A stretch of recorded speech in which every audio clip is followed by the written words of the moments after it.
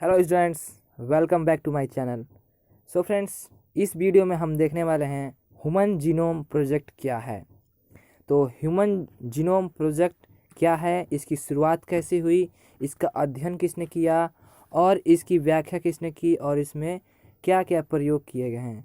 तो आज इस वीडियो में ये सब टॉपिक को इस वीडियो में कवर करेंगे। तो सबसे पहले देख लेते हैं हम जीनोम क्या है, जीनोम किसे कहते हैं और इस शब्द का प्रयोग किसने किया था। तो देखते हैं हम लोग गुणसूत्रों के अगुणी सेट में जो कुल सेट। अब गुणसूत्र जानते हैं कि गुणसूत्र कहाँ पाया जाता है, आप लोग जानते हैं गुणसूत्र सेल में पाया जाता है, ठीक है। तो उसका अगुणी सेट, ठीक है, गुणसूत्र का अगुणी सेट जो जीनोम में सेट जो आनुवांशिक इकाई के रूप में जनक से संतति में पहुंचते हैं। हम लोग जानते हैं कि डीएनए एक आनुवांशिक पदार्थ है और इन्हीं की सहायता से जो आनुवांशिक इकाई के रूप में जो हमारे इथी होते हैं, लक्षण होते हैं, वो माता पिता से अपने संतानों में पहुंचते हैं। वो डीएनए के ही सहायता से पहुंचती है। तो वो क्या होता है, डीएनए एक आनुवांशिक पदार्थ होता है। तो आनुवांशिक पदार्थ के रूप में जनक से संतति में पहुंचते हैं, जनक में संतति से पहुंचते हैं, ठीक है, इसे जीनोम कहते हैं। तो एक वैज्ञानिक है विंकलर, एक विंकलर वैज्ञानिक है जिन्होंने 1920 में सर्वप्रथम जीनोम शब्द का प्रयोग किया था। 1920 में सर्वप्रथम जीनोम शब्द का प्रयोग किया था। इसके पश्चात थॉमस रोड्रिक ने 1986 में तुलनात्मक दृष्टि से जीनोमिक्स नाम दिया था, ठीक है। इन्होंने क्या नाम दिया था, विंकलर ने इसका नाम दिया था जीनोम, और ये थॉमस रोड्रिक ने 1986 में इसका नाम क्या दिया था, जीनोमिक्स। तो इसको नाम जीनोमिक्स दिया था।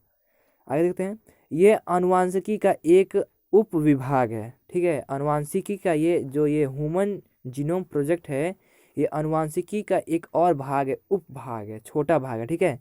इसके अंतर्गत जीनोम के कार्यात्मक विश्लेषण के साथ साथ जीनोम की मैपिंग। अब जीनोम की मैपिंग क्या कहते हैं, हम इसे अगले वीडियो में बताएंगे डिटेल में, ठीक है।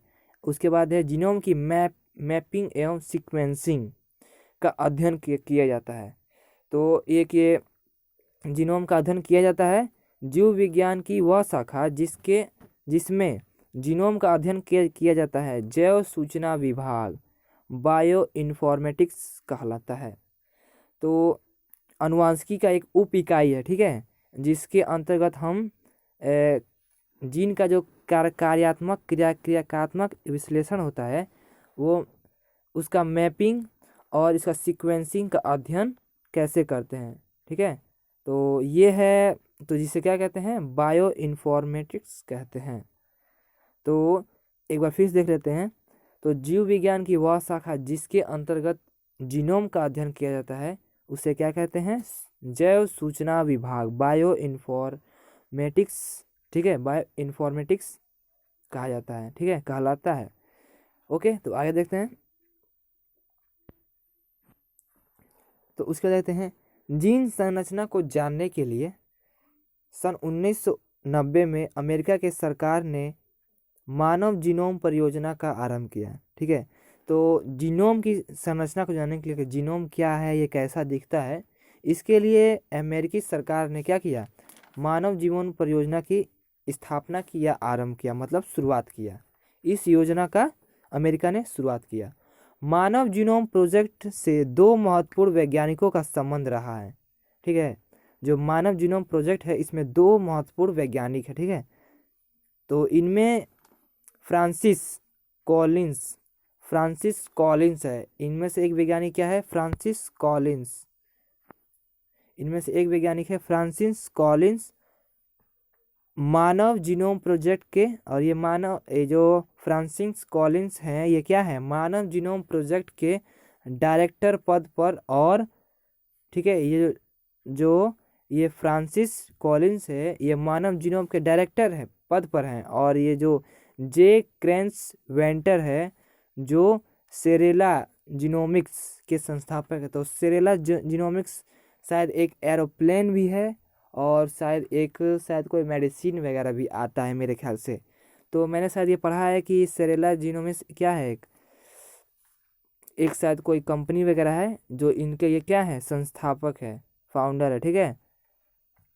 तो ये है वो दो महत्वपूर्ण वैज्ञानिक, पहला कौन है, फ्रांसिस कॉलिंस, और दूसरा है जे क्रेग वेंटर। जे क्रेग वेंटर, और जे क्रेग वेंटर क्या है, जीनोम सेरेला जीनोम के संस्थापक है, और ये फ्रांसिस कॉलिंस क्या है, मानव जीनोम प्रोजेक्ट के, मतलब इस प्रोजेक्ट क्या है, डायरेक्टर हैं, ठीक है।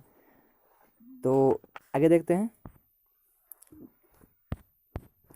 उसके बाद इन्होंने 26 जून 2000 ईस्वी में, ठीक है, दो मतलब जो ये दो वैज्ञानिक हैं, इन्होंने क्या किया, 26 जून 2000 ईस्वी में अपने शोध कार्य को प्रकाशित किया। मतलब जो इन्होंने जो अपना ये मतलब एक्सपेरिमेंट किया, जो इन्होंने शोध किया, खोज किया, उसको क्या किया, उसको अखबारों में प्रकाशित किया, या इंटरनेट पे, अखबारों में, या सरकार के पास, या किताबों में, ठीक है, विभिन्न माध्यमों में इन्होंने मतलब उसको प्रकाशित किया, जिसमें मुख्य रूप से मानव के अपेक्षाकृत छोटे 22वें गुणसूत्र को सर्वप्रथम पूर्ण रूप से क्रमबद्ध किया गया। तो मानव इसमें सर्वप्रथम क्या किया गया, मानव के अपेक्षाकृत छोटे 22वें गुणसूत्र में कितने गुणसूत्र होते हैं हम लोग के पास, 46 और इसके पेयर में कितने होते हैं, 23 पेयर में होते हैं, जिनमें से 44 क्या होते हैं, ऑटोसोम होते हैं। ऑटोसोम मतलब होते हैं जो हमारे शरीर का निर्माण करते हैं। उसके बाद होते हैं सेक्सुअल क्रोमोसोम एक कहते हैं, ठीक है, जो दो बचते हैं उन्हें सेक्सुअल क्रोमोसोम कहते हैं, और वो क्या करते हैं, लिंग का निर्धारित करते हैं। तो आप बेहतरीन समझ गए होंगे। तो ठीक है, तो इन्होंने क्या किया, 22वें गुणसूत्र को सर्वप्रथम पूर्ण रूप से क्रमबद्ध किया, ठीक है। इन वैज्ञानिकों ने मानव जीनोम की संरचना का मॉडल प्रस्तुत किया। मानव जीनोम प्रोजेक्ट विश्व भर में वैज्ञानिकों का महत्वपूर्ण अन्वेषणात्मक प्रोजेक्ट है। मतलब ये विश्व भर में मतलब सबसे इम्पोर्टेंट बोले तो वेरी वेरी इम्पोर्टेंट क्या है, ये एक प्रोजेक्ट है, ठीक है, जिसका मुख्य उद्देश्य क्या है इस प्रोजेक्ट का, डीएनए के निर्माण में प्रयुक्त रासायनिक जोड़ों के क्रम सीक्वेंस का निर्धारण करना।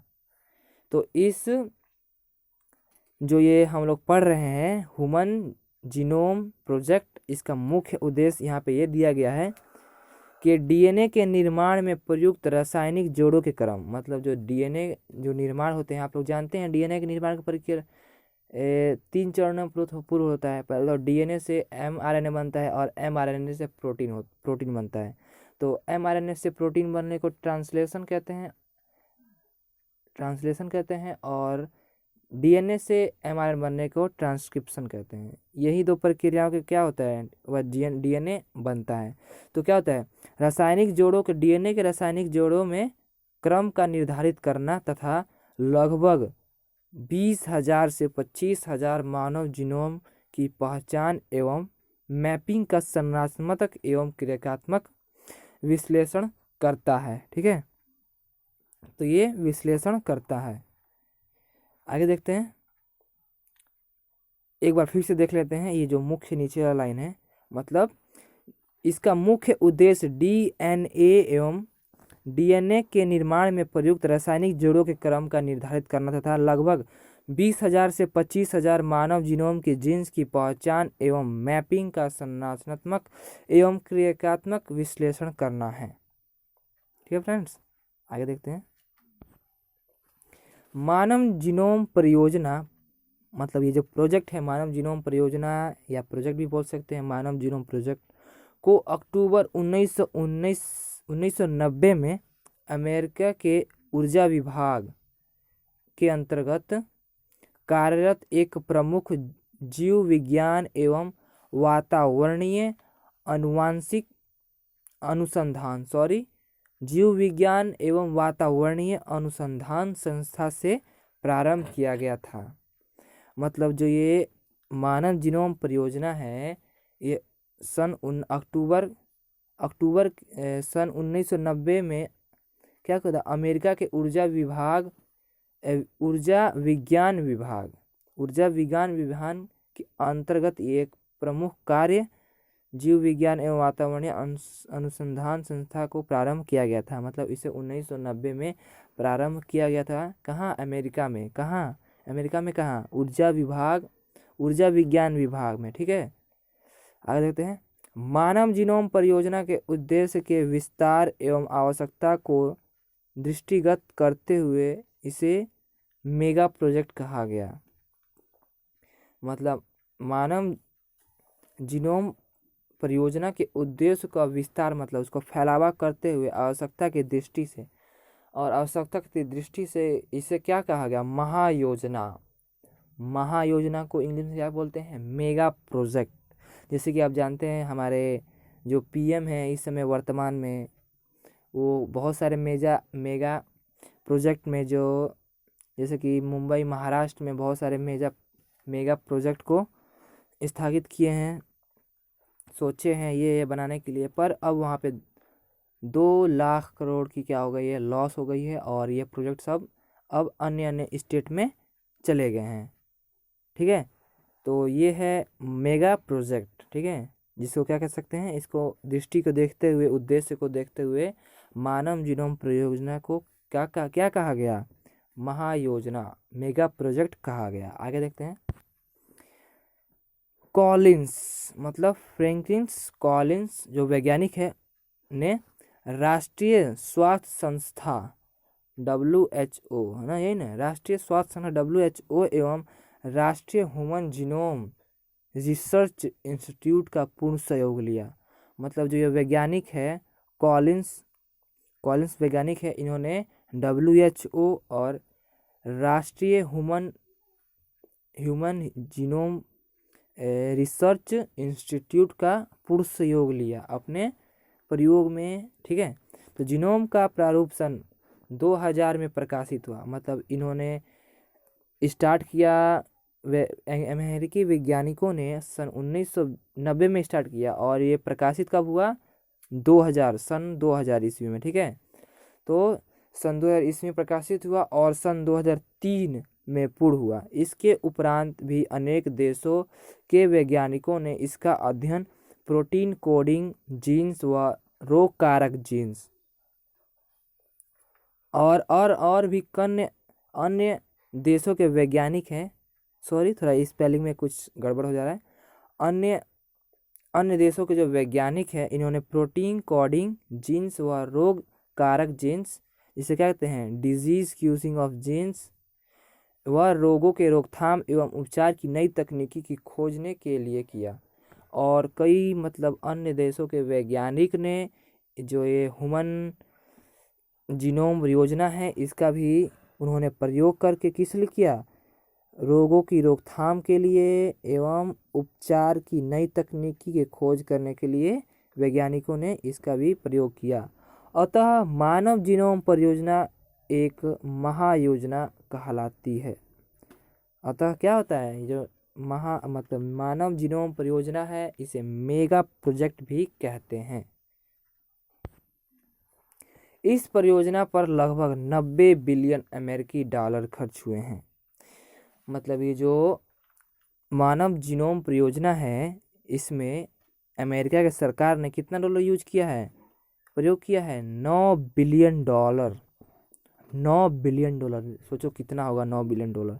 क्योंकि जो अमेरिका का $1 होता है, वो इंडिया में लगभग 80-81 रुपये के बराबर होता है। तो समझ लो 9 बिलियन डॉलर, आप पूरा भाग करते रह जाएंगे, बहुत ज़्यादा होता है दोस्तों। ठीक है, आगे देखते हैं। यद्यपि मानव जीनोम परियोजना का मुख्य लक्ष्य मानव जातियों में जेनेटिक मेकअप, अब आप वो वाला मेकअप मत समझिएगा जो लड़कियां करती हैं। ठीक है, तो क्या होता है? मानव जातियों में जेनेटिक मेकअप, इसका मेकअप का यहाँ कुछ और भी अर्थ होगा, जैसे कि उसकी बनावट, उसका रूपरेखा आदि का अध्ययन करना ही जेनेटिक मेकअप कहला सकता है। प्रारंभिक स्तर पर मानव जीनोम प्रोजेक्ट न्यूक्लियोटाइड्स का मैप, मानव जीनोम परियोजना न्यूक्लियोटाइड्स का मैप। अब न्यूक्लियोटाइड्स क्या होता है? न्यूक्लियोसाइड और न्यूक्लियोटाइड, आप लोग जानते हैं कि जो डीएनए होता है उसमें तीन समूहों से मिलकर बना होता है। एक होता है शुगर, दूसरा होता है फॉस्फेट्स ग्रुप, और तीसरा होता है nucleotides group, sorry phosphate group. और फॉस्फेट ग्रुप, एक मिनट, शुगर, फॉस्फेट ग्रुप, और होता है nucleo phosphate group, sugar group, और एक होता है, और इन्हीं से मिलकर बना होता है न्यूक्लियोटाइड्स। जब फॉस्फेट समूह और ये जुड़ता है, क्या होता है, फॉस्फेट समूह और शुगर जुड़ता है तो न्यूक्लियोसाइड का निर्माण होता है। और जब न्यूक्लियोसाइड में फॉस्फेट समूह जुड़ता है तो ये न्यूक्लियोटाइड्स कहलाता है। ठीक है, तो न्यूक्लियोटाइड्स का मैप अगुणित सूत्र के लिए था, किंतु बाद में कुछ वैज्ञानिकों ने मानव की द्विगुणित जीनोम व अंतर्राष्ट्रीय हैप मैप आदि का अध्ययन किया। अब ये अंतर्राष्ट्रीय हैप मैप क्या होता है इसके बारे में मैं भी अभी पूर्ण रूप से नहीं जानता। और ये आप जानते हैं, कुछ वैज्ञानिकों ने मानव के द्विगुणित जीनोम, मतलब मानव के द्विगुणित जीनोम, मानव का जीनोम होता है द्विगुणित होता है। ठीक है, अब मानव के द्विगुणित जीनोम, क्योंकि जानते हैं हम डीएनए डबल हेलिक्स मॉडल होता है, डबल स्ट्रक्चर स्टैंडर्ड मॉडल होता है, जिसे हेलिक्स मॉडल भी कहते हैं। ठीक है, और ठीक है, तो आगे देखते हैं हम लोग। आधुनिक वैज्ञानिकों का समस्त ध्यान एकल न्यूक्लियोटाइड्स पॉलीमार्फिज्म